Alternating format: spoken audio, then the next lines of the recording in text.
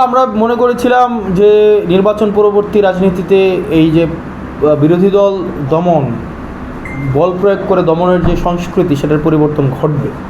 অপ্রত্যাশিতভাবে একটা নির্বাচিত সরকার এসে বিরোধী মত বা দলকে দমনের জন্য আবার পূর্বের যে স্ট্র্যাটেজি বল প্রয়োগ করা, সেটিকে বেছে নিয়েছে। সেটি দুঃখজনক এবং এটা আসলে কোনোভাবে প্রত্যাশিত নয়।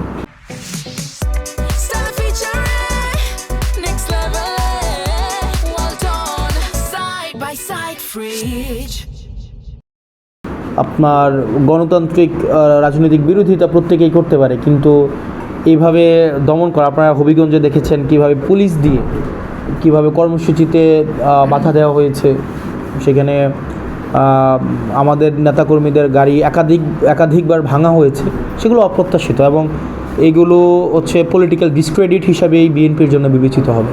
এগুলোর বিচার পাবেন কিনা, কতটুকু সম্ভাবনা আমাদের হচ্ছে এই ধরনের এই যে ঘটনাগুলো? এগুলো পাবো কিনা সেটা মানুষই জানে।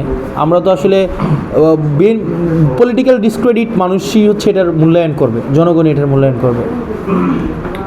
আমরা দেখছি যে আপনারা